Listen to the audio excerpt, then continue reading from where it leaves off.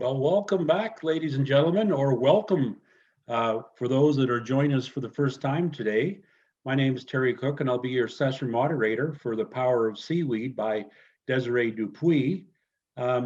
First of all, I would like to begin by acknowledging that where I am taking part in this summit is now known as Nanaimo and is situated on the traditional and unceded territory of the Coast Salish people, the traditional territory of the Snuneymuxw and Snuneymuxw First Nation. I invite you now to think about your own land acknowledgement silently to yourself, or I invite you to type it up in the chat room, and I'll just take a short break for that to happen.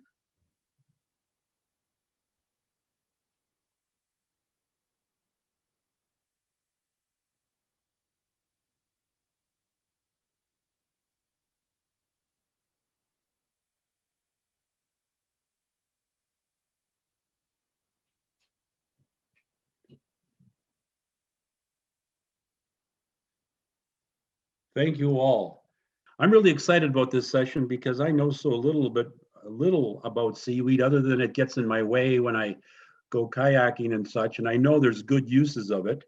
And we do have an interactive portion after Desiree's presentation where we have questions for you, and we're hoping for questions back as well. So we'll tell you more about that in a minute.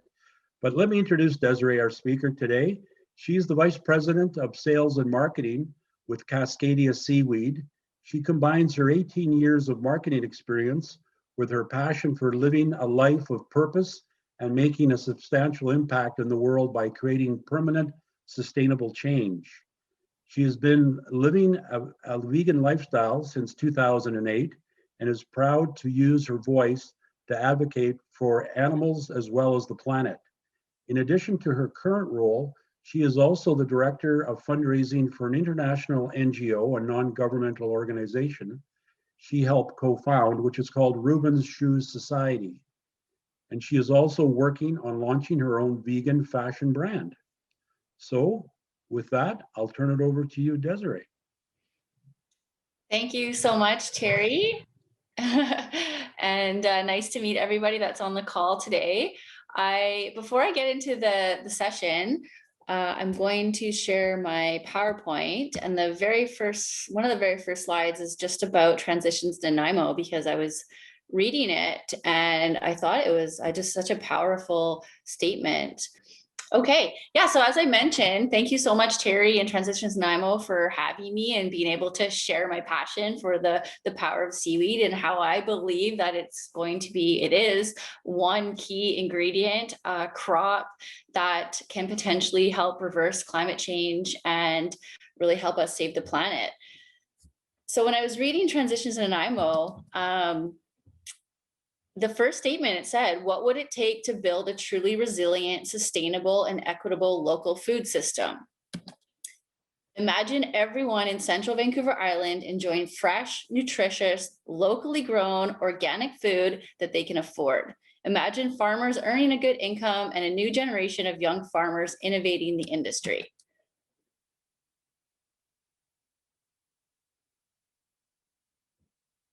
Imagine food waste being reduced to near zero, agriculture adapting to and helping to address climate change, and local food growing in the waters all along our coast. The Food for Thought Summit invites you to help us shape a vision for a secure, sustainable, and equitable local food system and chart a path to making it a reality.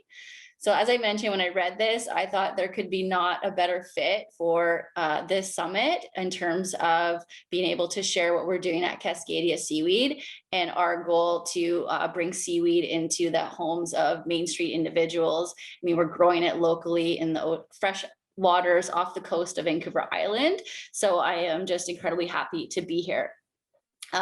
So I'm going to get into all of the different types of benefits of seaweed, but first and foremost, I want to say that I believe that seaweed is the most sustainable food on the planet. It doesn't require any fresh water, land, or chemicals to grow.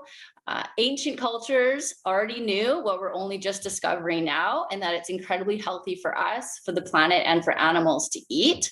Algae as a whole, which includes seaweed, produces up to 80% of the world's oxygen supply while absorbing a significant amount of carbon, which obviously slows down global warming and also has not just a slowing effect, but actually a reverse effect. So seaweed is a regenerative powerhouse for the planet.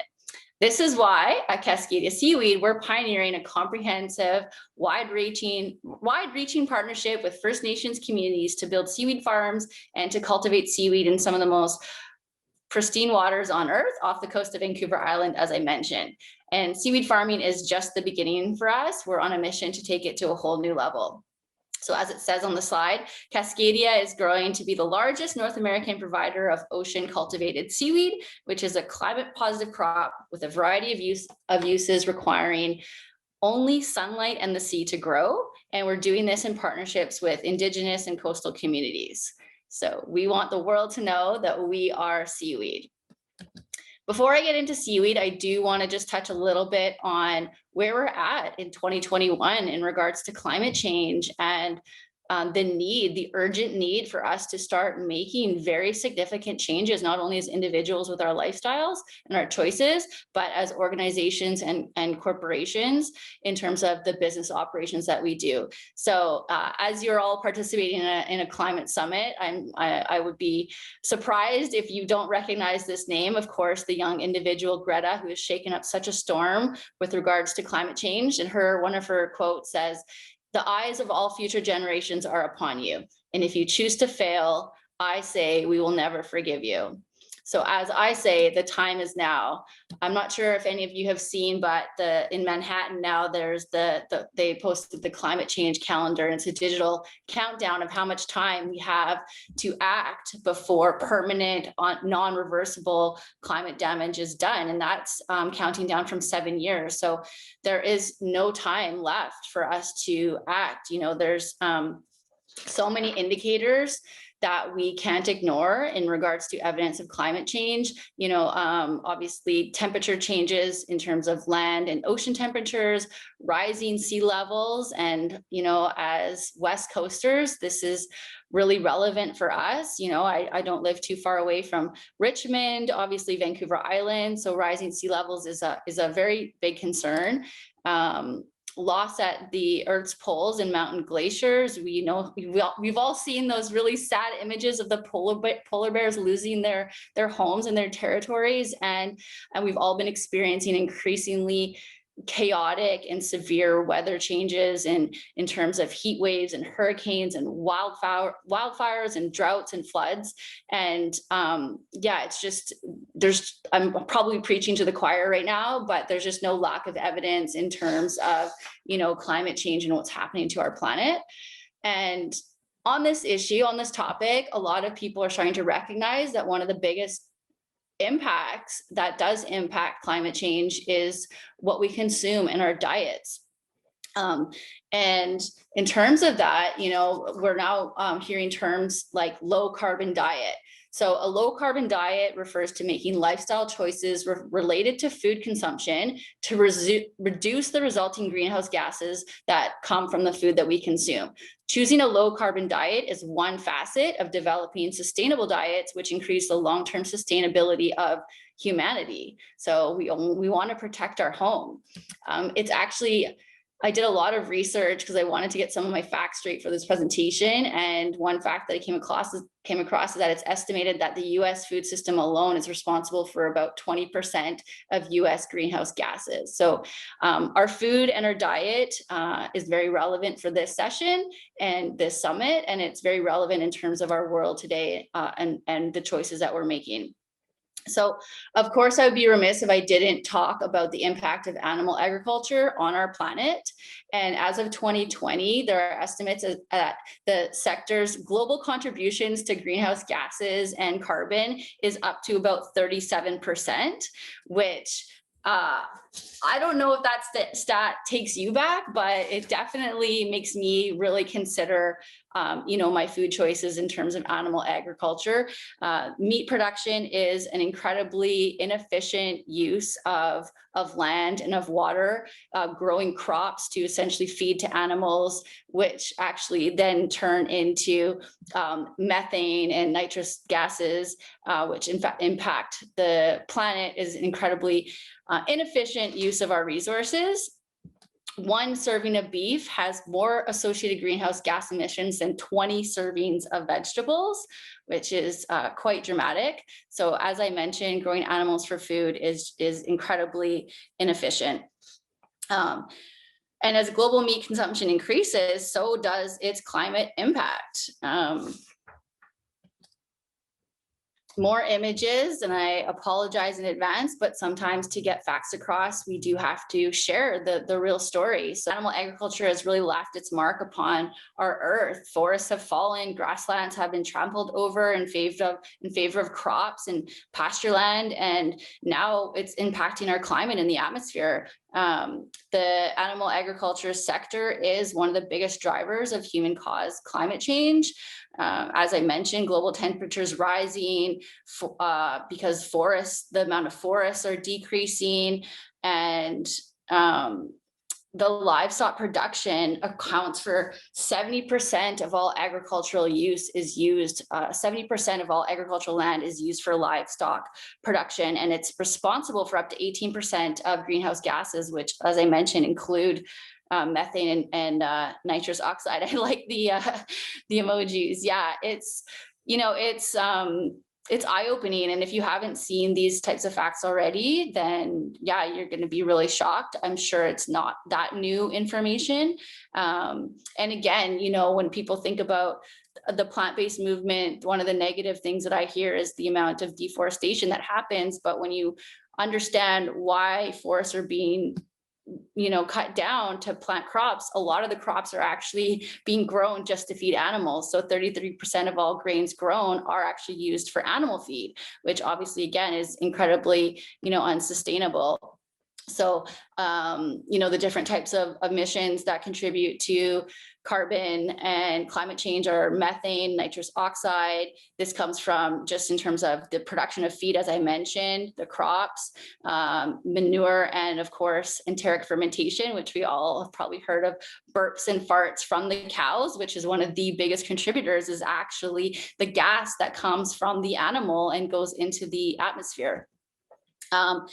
And on the more horrific side, in the past few decades, animal agriculture has grown into such a huge sector that there are now concentrated animal feeding operations. And within these operations, they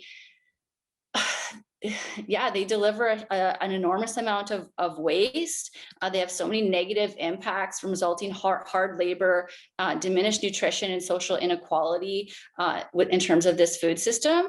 And it's now being recognized for its environmental destruction in terms of water pollution and air pollution that comes from these concentrated animal feeding operations. So in terms of land use, this is a little graph. I don't know if it's coming clearly enough to you, but 50% of the world's livable land is now being used for agriculture. So I just want to take a minute to think about that. Like when you think about the livable land on the planet, up to half of the land that we have available to live on, in urban areas, it's all being given to animals and to agriculture, which is just, it's not sustainable. And 70% of that land is dedicated to the raising of animals. So that's just animals being raised for slaughter to turn into human food. Again, this is just not sustainable as we continue to grow as a population. So luckily, with shows with Netflix, shows like Cowspiracy, shows like Game Changers and Forks Over Knives, there's been a lot of attention being made to, the impact of the animal agriculture industry. And many people are starting to adopt more plant-based options into their diet. So plants are a much better alternative in terms of climate change and the impact on the environment, much less water, much less land use, much more of an efficient use of the crop, consuming it directly versus feeding it to an animal, a lot less fertilizers, and just lower emissions overall. But all that to say that plant production itself is also not perfect, because we do still require land. We do still have to cut down forests. We do still have to. That takes a lot of water to grow crops. I have a stat here that I wanted to share about almonds.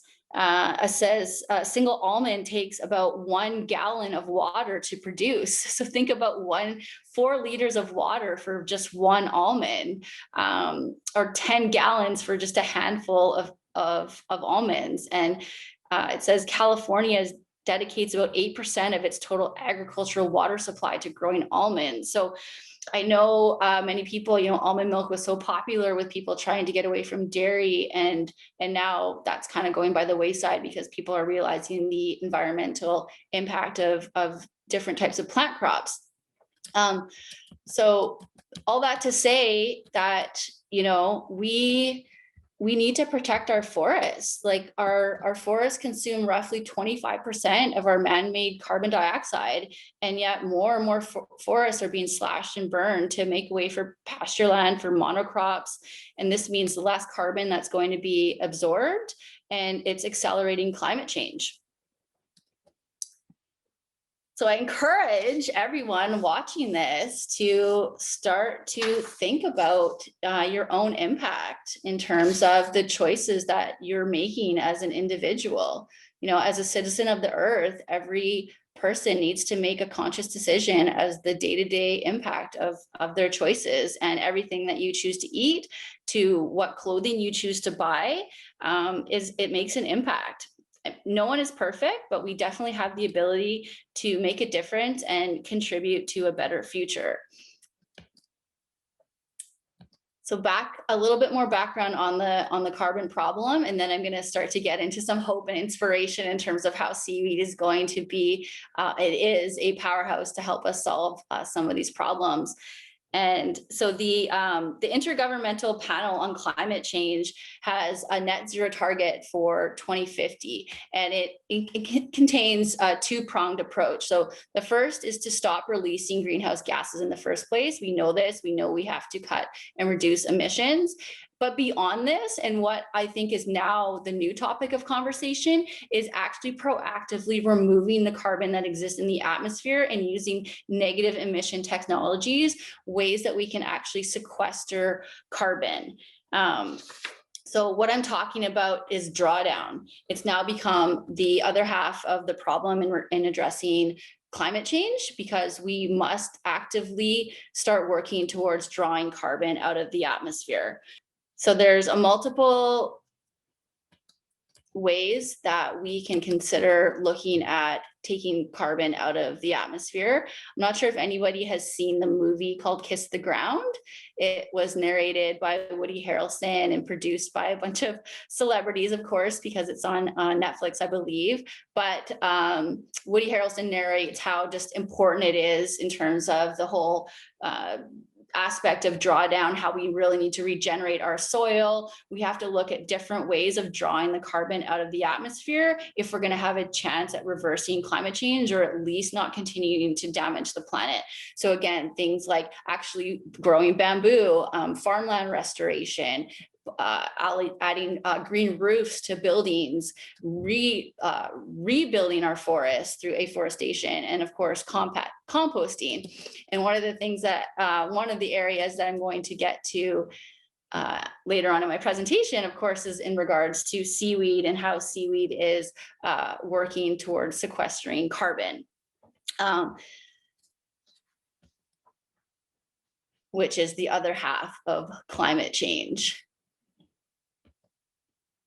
So last thing I want to say before I really get into the nuts and bolts of seaweed is about feeding the world. We all know that we have a growing population. I don't think this stat is new to many of you, but it's estimated that by 2050, our population is going to be 10 billion people. So we really need to start innovating. I love the emojis and the reactions. At the current consumption rate, economic growth and income levels in developing countries, global agriculture production must be increased by about 60 to 70% to meet the increased food demand by 2050. And as I mentioned, this is just not sustainable. We need to work together to develop new and innovative types of protein, and we need to start thinking about new ways to solve our problems. And to solve old problems, we need new ways of thinking. And this is how and why we are starting to turn to the ocean, to a new sector, which is now being known as the blue economy. So I actually had never thought, I knew the ocean covered a lot of the planet, but until I started with Cascadia about a year ago, I didn't realize that the oceans actually cover 70% of the planet, and that they play a really big role in regulating our climate. Scientists actually estimate that up to 80% of the oxygen production on Earth comes from the ocean. Think about that, like 80% of our oxygen supply being supplied to us by the ocean. So why have we not looked to the ocean for more? I mean, it's helping us breathe. It's helping everything that lives on land is coming essentially from the ocean. And now, in terms of thinking about the future and innovative ways to develop protein, we need to start looking at farming the ocean to meet our growing demand for food. The ocean can heal us and the ocean can feed us. So agriculture is an incredible source of GDP for coastal communities in BC. And we've identified at Cascadia that seaweed farming is a tremendous way to do this with First Nations partners and in harmony with the environment. So that is what we are doing. And by simply cultivating seaweed in the ocean, we as an organization and individuals can help solve some of the biggest challenges that humanity is facing today. So obviously we're here to talk about climate change, but growing seaweed also addresses economic instability and of course food security, as I mentioned, as being, I'll get into the health benefits later, but it is an incredible source of protein and many different health benefits. So we can start to feed the world through the seaweed that we are growing in our ocean farms. So what is seaweed? I mean, the perception of seaweed is kind of, like this slimy, kind of gross, material that comes from the ocean. I don't know, I would love to, we're gonna have a breakout afterwards, but I would love to have some of your feedback in terms of, what your perception is of seaweed. It does look like a plant, but as a matter of fact, they are single-celled or multicellular algae that join and create plant-like formations in aquatic habitats. So yeah, like very similar to plants of the ocean. Seaweed is also known in the category of sea vegetables. So we don't know if seaweed as a whole might need its own PR company and change the perception of weeds and seaweed to, beautiful sea vegetables, as that's what they really are. And there's lots of different species and varieties of seaweed. So we've discovered that there's over 600 different types of species off the coast of Vancouver Island in the Pacific Ocean. And they're categorized into three main categories, the common types being a brown algae, red algae, and a green algae. Brown algae is the largest of them all and bear the strongest resemblance to land plants. They have long stems and roots that they use for anchoring themselves and growing. And this little diagram shows some of the species that we're actually growing at Cascadia. So we are growing winged kelp, dulse, which is a bit more special because we're growing it on offshore in tanks, and then sugar kelp, of course, is probably one of the more famous types of seaweed. So as I mentioned, like algae producing up to 80% of the oxygen. This happens through photosynthesis, and it harnesses the energy of the sun, transforming it into chemical and electrical energy. So again, like the seaweed as a plant taking oxygen through photosynthesis from the sun, all it requires is sunlight and the sea to grow. And it also transforms that into oxygen to help basically provide, life on Earth. So without oxygen produced by marine species, mainly seaweeds, life would not be possible on our planet. And it makes algae and seaweed, crucial contributors and facilitators of all existence on the planet. So if that's not a statement enough in itself about seaweed, I will continue, but hopefully you will start to have a new appreciation for seaweed and the fact that it's giving life to our planet. So as I mentioned, arguably the most sustainable crop on the planet. It only requires the sea and sunlight to grow, does not require any land, any fresh water, no fertilizers, and it is incredibly efficient. It grows very, very fast, up to about 12 inches or a foot, equal to like 25 meters per day during our growth season. So yeah, it regenerates itself, it duplicates itself and grows extremely quickly. And as I mentioned, as seaweed grows in the water, it actually is sequestering carbon. So it's taking carbon out of the atmosphere. And as some of our seaweeds get detached and go all the way down to the bottom of the ocean floor, that carbon is sequestered permanently. It's permanently removed from our atmosphere.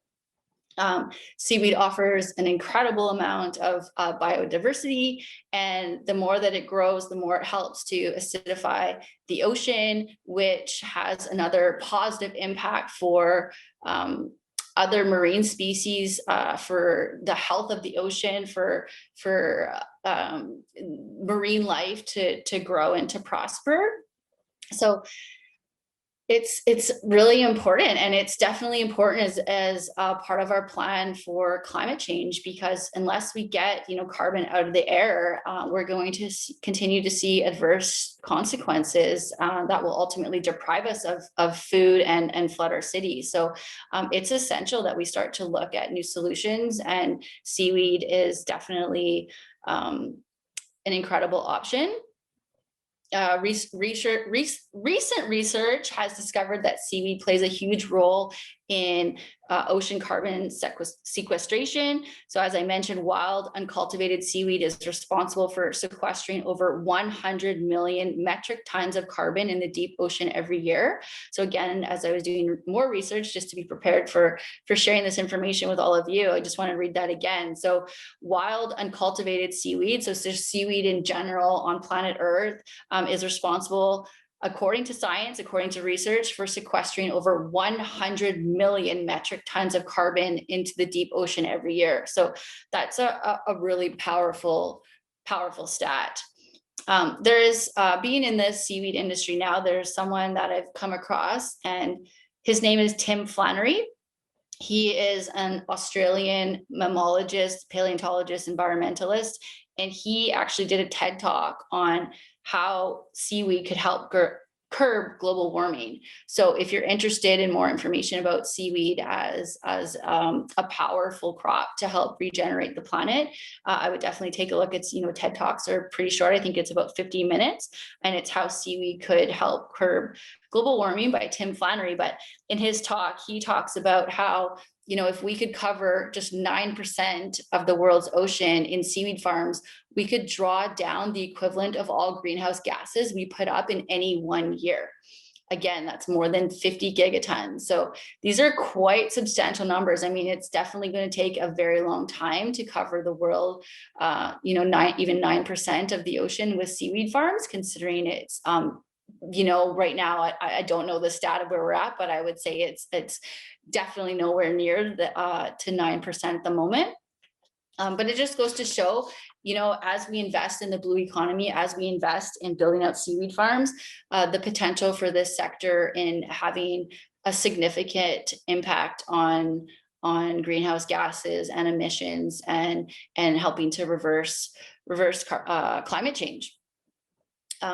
Seaweed definitely, it's a climate altering crop, and I'm very proud to talk about it and share more information. So that gave you a general overview of seaweed. Yeah, I'll play our video for you all. Let me know if this comes through okay.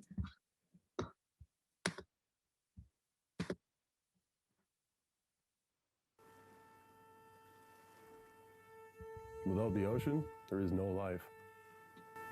While Bill was developing business cases for Vancouver Island, he learned that seaweed was going to change the world. By simply cultivating seaweed in the ocean, we can help solve some of the biggest challenges humanity is facing today: climate change, economic instability, and food security.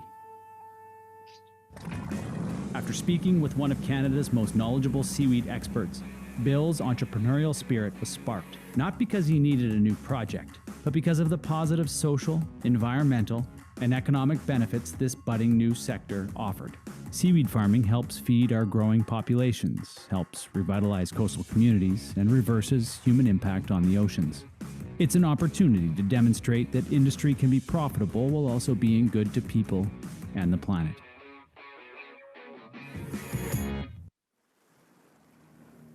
The world needs 50 to 70% more food by 2050, and my bet is it'll come from ocean greens.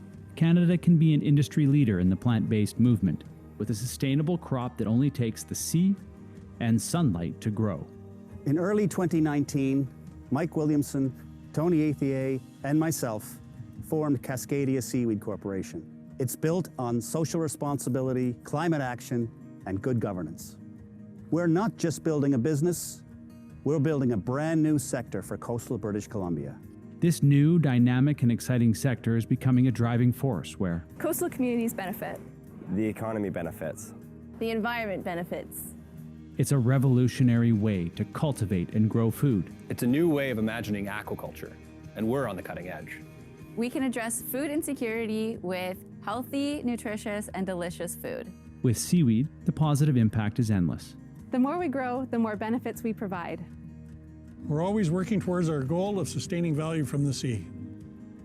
Nuchanath literally means people from the mountains facing the sea. So we're very excited to be partnering with the Cascadia Seaweed and doing something that's going to be really good for the environment. It means a lot to build our economies and get jobs for people who want to live at home.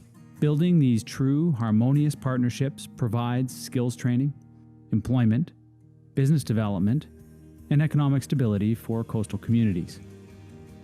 The more we grow as a company and the more seaweed we cultivate, that means more positive impact along the coastlines of British Columbia. Seaweed farming provides me an opportunity to make the world a better place for my grandchildren.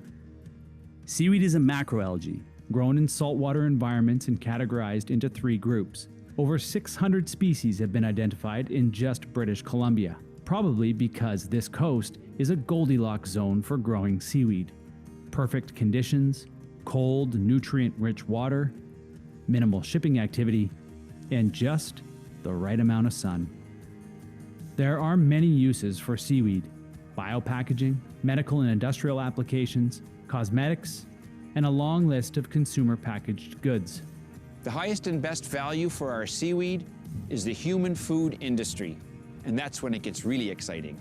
There's just so many possibilities with seaweed. Seaweed is a great source of protein. It's also an excellent source of many vitamins and minerals, especially iodine, magnesium, all the important things we need in our diet. I would like for people to think of seaweed as their favorite snack, the best nutritional ingredient, or just an excellent meal you can put on your table any night. We strive to make thoughtful, intentional, and responsible choices. We blend the experience of industry experts with our First Nations partners and forward-thinking solutions to seed, grow, monitor, harvest, and process seaweed to service the growing demand. We feel a moral responsibility to address food security and climate change while creating economic opportunities for coastal communities in British Columbia. Respect the ocean, and life will thrive. Cascadia Seaweed, for a healthy planet.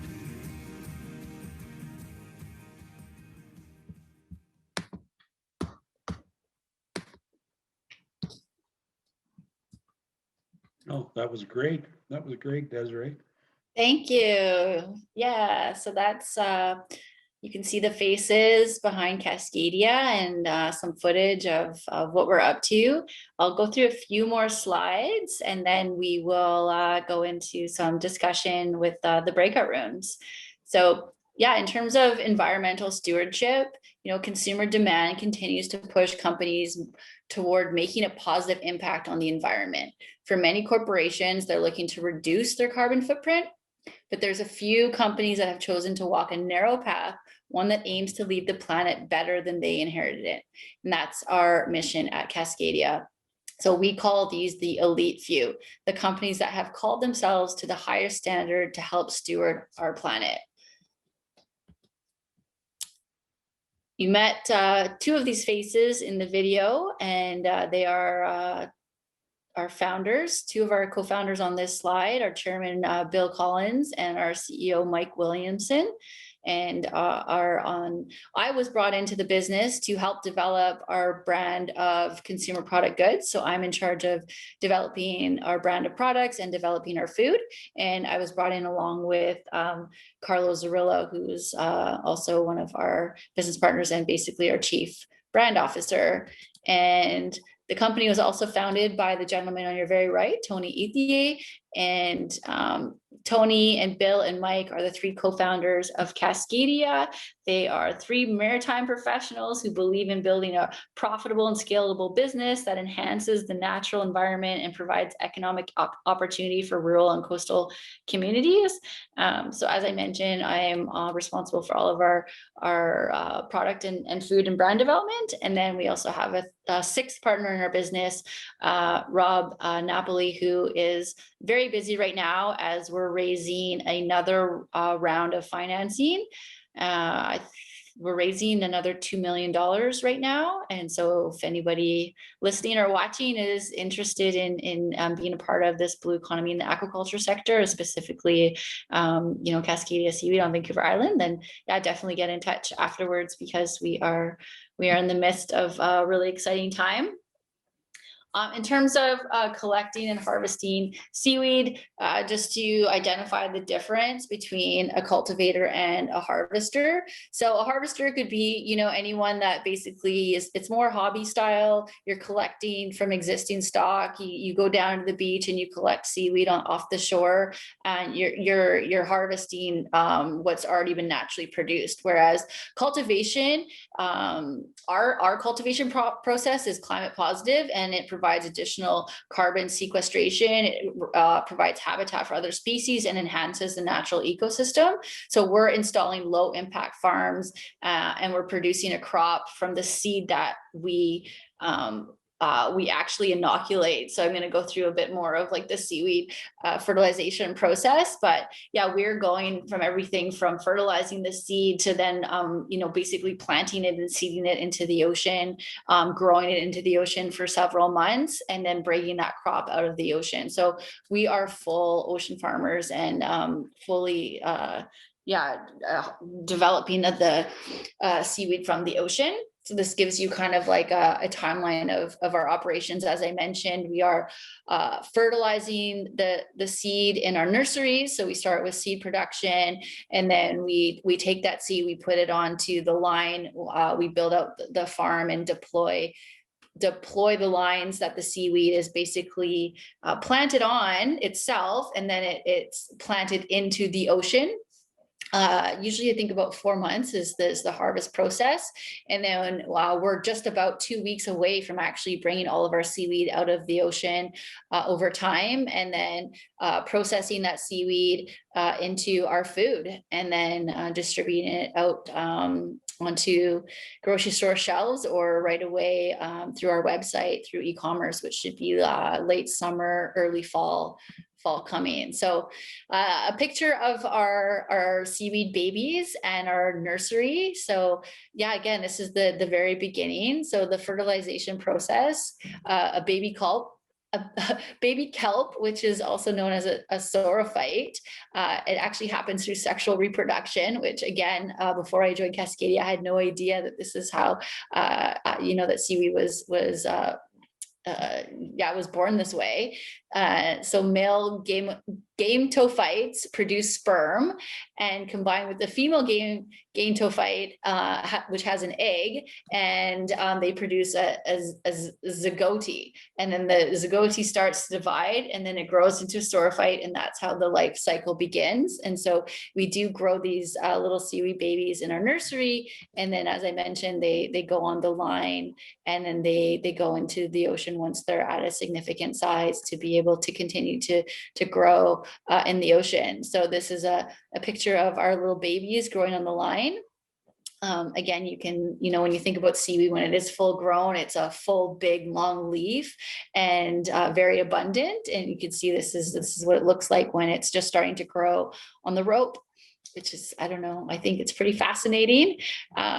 In terms of where we are going to grow with our seaweed production, we do intend to have 500 hectares. Right now, we have, I believe, have it in here. Yeah, right now sorry, I missed my note where it says where we're at in terms of how many hectares we have, but we are exponentially growing our farms, and by 2025 we intend to have 500 hectares under cultivation, and with agreements in principle for at least 500 more. So again, doubling up to 1,000 hectares of farms. And of course, we are doing this in partnership with First Nations and providing a lot of economic opportunity to our partners. We have 3 First Nations partners at the moment. So the Klahoos Nation, the Huayahat, and the Uchequasalt. And this is one of this is our CEO with one of our first and foremost key partners, the president of the New Chalneth Seafood Corporation, which is Larry Johnson. And we believe in respect and equal opportunity, and this truly is an equal business partnership. We rely on our First Nations partners. When you think about which groups would be the most well-versed in terms of having had access to the ocean, living off of the ocean, understanding the ocean. They are the best group to know how to exploit the beautiful bounty that is our coastal ocean, and being able to do that in harmony, not only to preserve the integrity of the ocean, but also to do it with people that have been surviving and living off of the ocean for a millennia. So we are very proud to work with First Nations partners. One of our famous lines from our leadership team is, "We can't wait to change the world." So again, we're very proud about cultivating seaweed. Right now, we do have 2 farms in Barkley Sound, 2 more pending applications. We have two farms in the Klahoos territory, and we're always in conversations with many other Indigenous communities that are interested in the opportunity that exists within seaweed farming. And then in terms of, the UN Sustainable Development Goals, we addressed so many of the UN's goals for sustainability in terms of zero hunger, no poverty, responsible consumption and production, sustainable cities and communities, reducing inequality, being an inclusive industry. And yeah, we're very, very proud for the work that we do. In terms of global leadership recognition, we actually just were named as a part of the new Ocean Innovators cohort by the World Economic Forum with their Uplink platform. We also just became an official partner of OceanWise, and we are a research partner for Oceans 2050 in terms of, obviously, as I mentioned, all of the environmental benefits that seaweed can provide and how we can help bring those forward. I don't really need to boast about the shores in the Pacific Ocean, as you are all Nanaimo, mostly probably Nanaimo residents, but in BC, we do have 21,000 kilometers of coastline. It is a Goldilocks zone for growing seaweed. Most of the seaweed that exists in terms of food consumption right now is coming from Asia. And so obviously we are very excited to be able to bring to market food that is produced with seaweed that is grown in pristine cold waters, which is absent of pollutants and minimal shipping activity and just really clean fresh water. it's definitely a huge benefit for us to be able to build seaweed farms and grow seaweed in British Columbia. Again, sorry, here was the stat that I was looking for. It was a one hectare test farm that we built out in Barkley Sound last year. And last year was the very beginning of us securing our partnership with First Nations communities. We did harvest 10 tons that's been used for testing. And this year, 2021, is our very first commercial crop. So we have 30 kilometers of ropes and line with seaweed on it that is growing. We are building out our dulse farm, which again, as I mentioned, is in tanks. And we are about to launch our own consumer products, our brand of snack products to start, and looking into development of salads and fresh and frozen and everything that we can possibly make with seaweed. And then as we grow into next year, again, like exponential growth, going from 30 kilometers of line to 150, 100 tons of seaweed to 1,000, extending our food and continuing our research and development. So in terms of, just where we are at in a business to grow seaweed, we are right in that sweet spot. As I mentioned at the beginning of the presentation, people are really becoming more conscious of their diet, choosing a plant-based diet. So essentially seaweed is obviously, it's a sea plant, but it's, it's vegan, and it provides a lot of nutrition. We're addressing environmental issues and climate change. And then of course, the third factor, which is becoming so important to people nowadays, which is the indigenous participation in social justice. So we sit right in the middle of that, which again, we are very proud of. A few of the highlights of seaweed, as I mentioned, is a plant-based protein. It's very high in vitamins, essential minerals, micronutrients. It is a source, and again, for vegans, finding natural sources of B12 is very difficult. So it is a source of B12 and low in fats and very low in sugar and carbohydrates. So as I mentioned, 40% of North Americans are actively trying to incorporate more plant-based foods into their diet, and seaweed is definitely going to be and is a very good option. And then in terms of the actual health benefits, so science and research has shown that seaweed is very good with all the nutrients it provides. It does support immune health. There's actually research right now that science that demonstrates that kelp and seaweed could actually outperform certain pharmaceuticals in terms of COVID mitigation. So there's a study on the internet in terms of blocking the COVID-19 virus and how kelp can actually help be a benefit to that. And then in terms of gut health, cardiovascular health, thyroid function, seaweed is a powerhouse. So we are eager to bring it to market. A couple more things that I wanted to share. So we're very heavily involved in working with our local leadership in terms of federal and provincial government. And I just wanted to share a quote from Lana Popham, who's BC's Minister of Agriculture. She has said recently, local businesses like Cascadia Seaweed are the heart of coastal communities in BC, and its work creates a product that is respected and enjoyed around the world.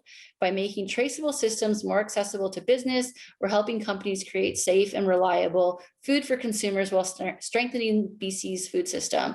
So she said this because we just received a grant to help develop technology to encourage our traceability for our seaweeds and improve our operations.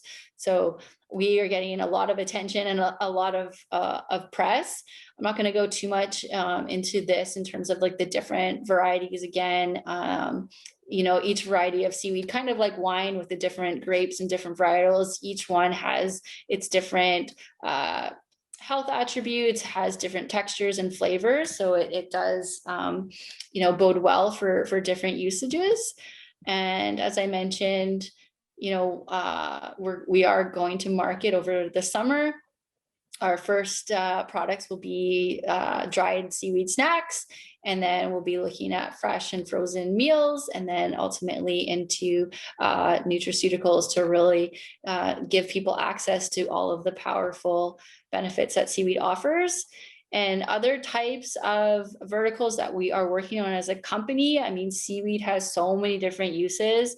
I will briefly just mention agri-feed on the next few slides. And then obviously, one of a hot industry right now is bioplastics. Not everyone, but like many companies around the world are trying to develop technologies to replace plastic, and bioplastics is one of them. Seaweed has shown tremendous attributes which could help provide a source of bioplastics, and as we saw in our video, beauty and cosmetics, and potentially all the way into pet food.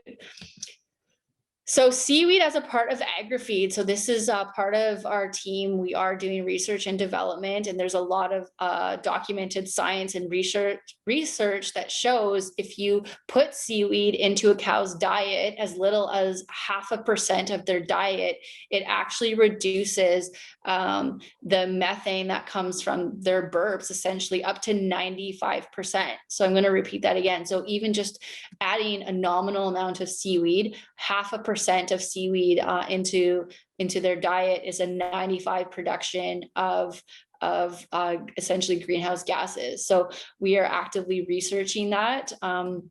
So there's basically a quadruple effect that happens in terms of the impact for the climate when we grow seaweed and when we put it into animal feed, because for the first part of it, as we grow seaweed, which I've gone over earlier, it's sequestering carbon from the atmosphere. So just growing seaweed is beneficial for the environment. Secondly, once we put it into cow feed, it's reducing the methane that is put into the atmosphere from the cow. And then thirdly, when it's also been proven by research that when cows do consume seaweed, it improves their biome, which actually improves feed conversion, which means that they actually have to eat less feed and there's less of a demand on the other crops. So yeah, there's a myriad of implications that we see when cows are fed seaweed. That is something that we are working on. And yeah, just to close, I just wanted to share that, the opportunity for growing seaweed is now. There's a demand for healthy, environmentally positive products and solutions that contribute to our well-being, and of course, to the economic prosperity of First Nations. Before we go into breakout rooms, I just wanted to mention about our festival. So we are hosting a Seaweed Days Festival. It's 7 days of seaweed. We'll have an opening ceremony from our chairman, Bill. We'll have a variety of industry speakers, and we'll be doing cooking demonstrations. There'll be a culinary aspect every day. So again, if you are interested in more talk on seaweed, please join us. It's mostly going to be distributed like this online. Starting on May 17th. And yeah, the last thing I wanted to say is just in terms of Cascadia and where we're at, we believe that it is quite possible to do good for the planet while generating a profit and doing a service to the people of the planet. So we are all about people, planet, and then profits. And this is basically where we stand and what our leadership has allowed us to do as a company and our mission. So Terry. Wow. Well, yes, Desiree, take a breath. Wow, what a lot of great information. Super, like who knew? And you've taken us through a whole range of good topics. Now we want to do something as a favor back to Desiree to thank her. We have breakout groups. And we're going to have about 15 minutes. So you'll get a reminder when you have a minute left. And the question will be in the chat. It's actually questions from Desiree and Cascadia Seaweed that will help them in their work. And then when we come back, we'll have a chance to ask Desiree a few questions. And we've got a number of questions in the chat. So maybe we'll follow up with Desiree. We can get those answered for the ones that we don't reach today. So you'll see the questions. You can keep putting them up there, Desiree, if you want. But you'll see the 5 questions, and everybody's going to work on the same document. In other words, you'll see other groups' answers when you go into your great breakout group. So Shea will place you into groups of about 4 or so people each, and we'll talk to you back in about 15 minutes. All right, thanks very much. As people come back in, you'll see Desiree again on screen, and just so that you know, as we come back, that Google Doc will form part of the presentation, which will be on the Transition Nanaimo website. And obviously, we're going to share the results with Desiree because she'd hoped we get some feedback. Understand there are 8 or 9 people entering data as the small breakout groups, Desiree. So we have about 10 minutes left before we break. And there were a number of questions in the chat room. I thought maybe what I could do is, if you're ready, Desiree, we could ask some of the questions. We won't get to them all, and maybe what we could do is follow up with you, Desiree, and you could provide some, 3 or 4 sentence or just statements in response that we could use in the summary of your presentation. Yeah, of course. Sure. Okay. Let's start with. Here we go. Oh, we have a comment that Seaweed does have its own PR firm. It's called Cascadia Seaweed. Dawn has also posted that you can listen to Bill Collins on the events. He's got the interview link there, so you can hear that interview. We have a question from Tamara. What is the environmental impact of growing seaweed in terms of surrounding sea life? Yeah, as far as we know so far from the research is that it actually helps to improve other marine life, and it is beneficial. It helps to deacidify the ocean, which is also beneficial for marine life. We don't know where the tipping point is going to be in terms of when seaweed production becomes too much or becomes to be invasive. But all the research right now shows that it does support other marine life and contributes to the well-being of the ocean and its inhabitants. Okay, thank you.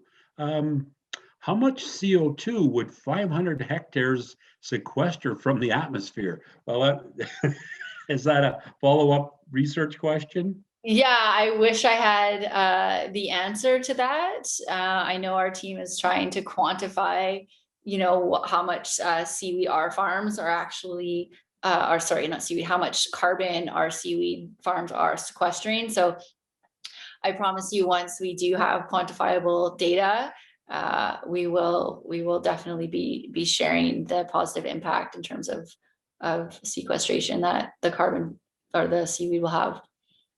Sure. Sorry, I know that's not the answer. Well, no, that's a scientific question, so it's going to probably take a little digging. Yeah, understood. We have a question about expressions of interest from some of the Central Island First Nations. Have you had interest around Qualicum Beach or Nanaimo or Nanoose Bay? The Sunimo, the Sananas, the Qualicum nations, for instance. Yeah, I believe so. To be honest, Bill, our chairman, is responsible of all of our First Nations partnerships. And I know he's in conversations with many different First Nations and communities, each of them having their own individual interests, individual intentions, individual goals for their own communities that may or may not align with what we're doing. But so I can't specifically answer if which exact communities we've had conversations with, but I believe we Qualicum and Nanaimo. Yeah. Okay.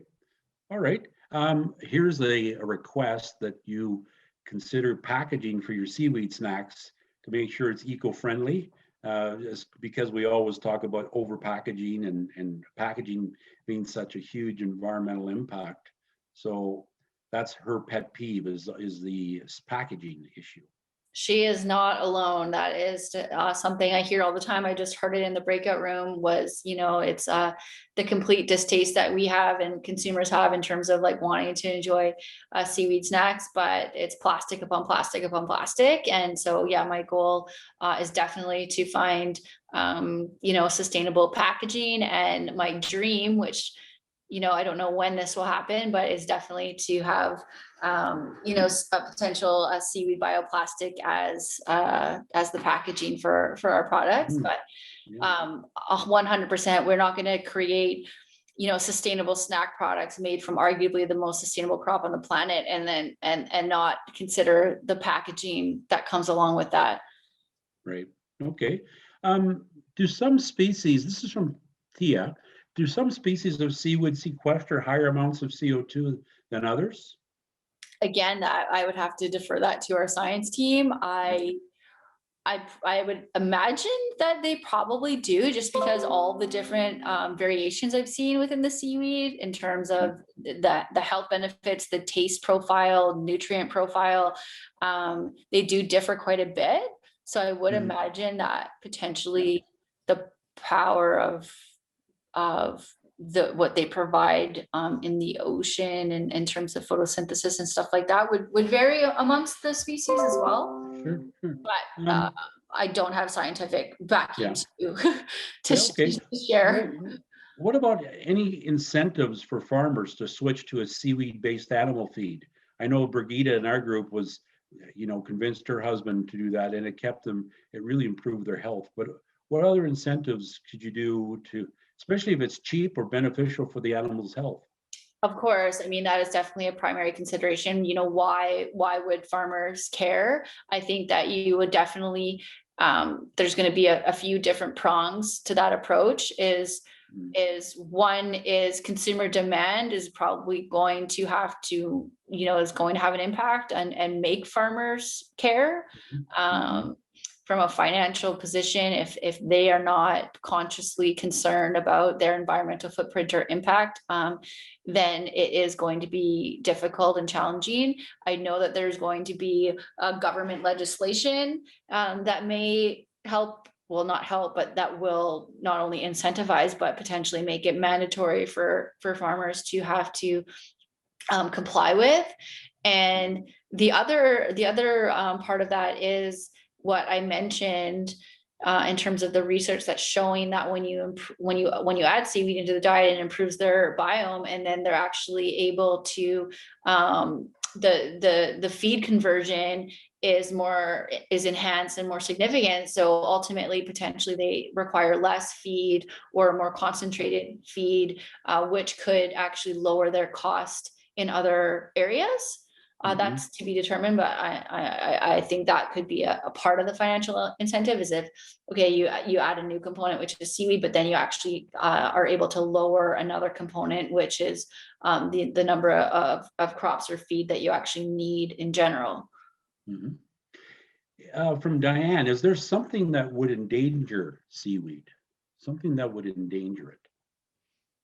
Yeah, I mean, in terms of farming in the ocean, there's lots of things. Red tide, potentially. There's obviously anything to do with toxicity. We talked about, even Fukushima and pollutants, heavy metals potentially that that could come into the ocean and really adversely affect the health benefits and the ability to grow. Environment, I mean, we have two species we're growing right now, Alaria and sugar kelp, and one of them is growing really well and one of them is not growing very well, and we don't necessarily understand. I haven't been told yet, so I'm not sure why. Maybe our science team understands why, but again, different environmental considerations impact the growth of it. So yes. Okay.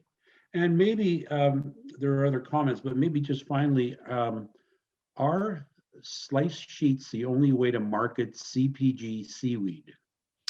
Not at all. No, we're looking at a variety of different snacks. Right now, one of our first and foremost players is looking like it may be a seaweed jerky. And then we're also looking at, some different types of snacks, chips, crackers, higher protein options. So. Great. Okay. And there was a caution from a master gardener that putting seaweed on gardens, caution, it's not the greatest thing. It's a bad idea because it strips an important ecosystem, and the salt, et cetera, is not good for the soil. So be careful with that. And then another person goes, oh no, I just added a bunch of seaweed in my garden. So just something maybe to consider for people when it comes to their personal garden. Yeah. So, okay, well, fantastic. Again, Desiree, thank you so much. All of the participants, thank you. And if people want to show their video again, we could have sort of a Jeopardy or a Brady Bunch kind of look. If you're my age, you know what Brady Bunch is. So we can see all your great faces. And if you hit the gallery view, you'll see all our faces. We will thank you all. We'll be back at 3:45 today with the Young Agrarians. Got land, want land? 2 question marks. Do you have land or do you want land?